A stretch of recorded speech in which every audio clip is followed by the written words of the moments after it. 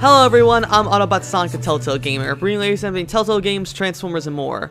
For today's review, we're going to be looking at Transformers Cyberverse Season 1, Episode 5, Whiteout. Now, I can easily say, without a doubt, this is by far the best episode of Transformers Cyberverse so far. Not to say that it's perfect, but it certainly has the best, like, it just feels the best out of all the episodes so far. I mean, and to be fair, I mean, we've only had 5 episodes so far, Cyberverse, but I gotta say, I just love the pacing of this one. It fixes all the complaints I had about the fights, the mediocre fights of the last 2 episodes. It doesn't have the same 4-act structure of the first of episodes 1 and 2. It takes all my complaints about the rest of the episodes and just throws it all the way. The only problem is really kind of that, like, we don't get, there's not a lot happens in this, which is kind of the blame because of the new 10-minute time structure instead of the usual 22-minute structure.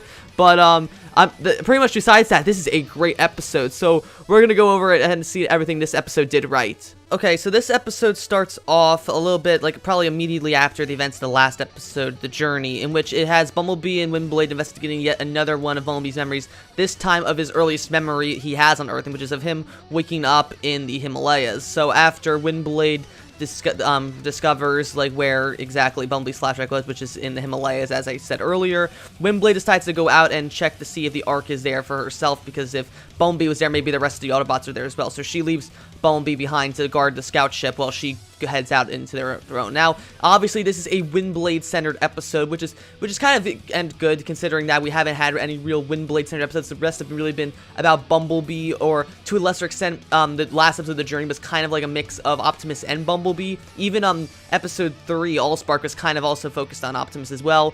So it's nice to see we finally have, after 5 episodes, we get who is essentially our second main character of the show, get a episode dedicated to herself. So once Windblade arrives in Himalayas, she's unable to find anything until she comes across a stasis pod who she believes might hold an Autobot.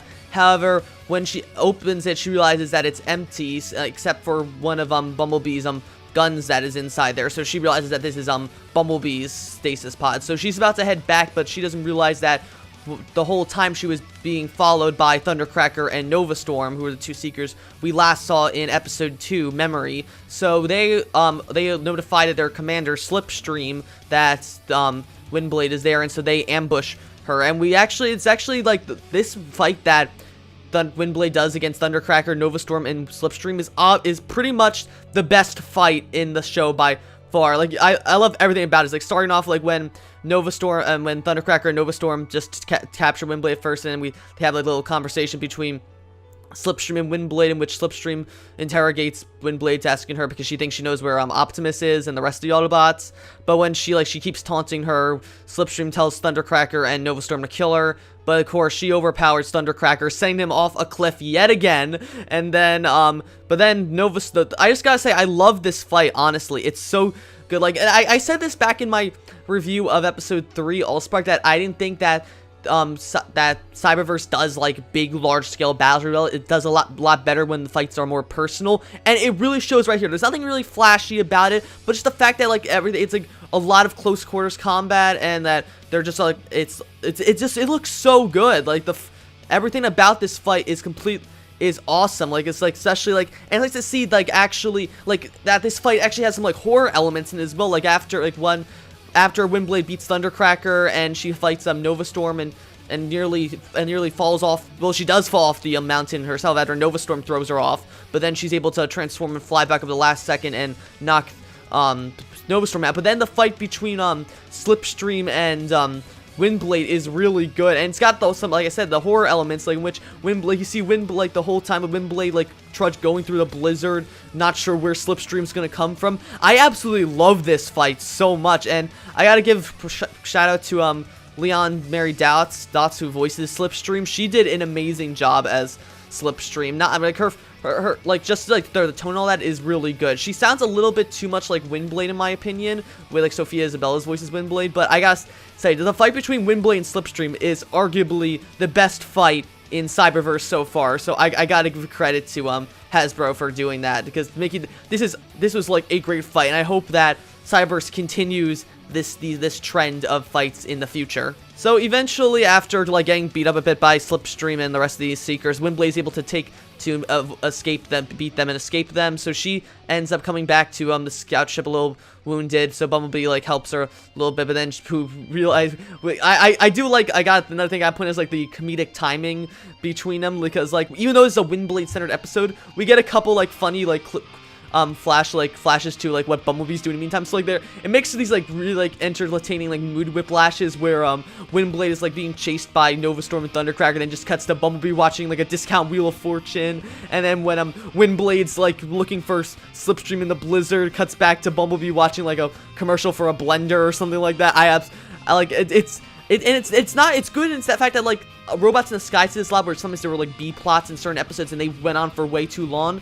In Cyberverse, this episode specifically, Bumblebee's like the Bumblebee segments, they don't stay on for too long. They're there long enough to like do like a short little comedic interlude, and then it just cuts back to the main story, Windblade. I really appreciate that, and I gotta give props. Like that's why maybe Cyberverse works so well as a shortened show, so that it doesn't have to stick to the whole 22-minute time frame of other episodes, and the fact that they had to pad it down with that filler stuff. And I feel like while Cyberverse does suffer in some areas from that, it gains in others, such as this, by making it primarily focus on Windblade. So anyway, she manages to escape Slipstream and the rest of the Seekers. She makes it back to Bumblebee, in which she explains that while she wasn't able to find the Ark, she found Bumblebee's stasis pod and his blaster, which she gives back to him. And then she realizes that because of this, that means that the Ark is definitely somewhere on Cybertron, I mean not Cybertron, on Earth, and that they have to act quickly to find it before Decepticons do. And so that was my review of Transformers Cyberverse Season 1, Episode 5, Whiteout. If I had to rate this episode, I would give it easily a 9.5 out of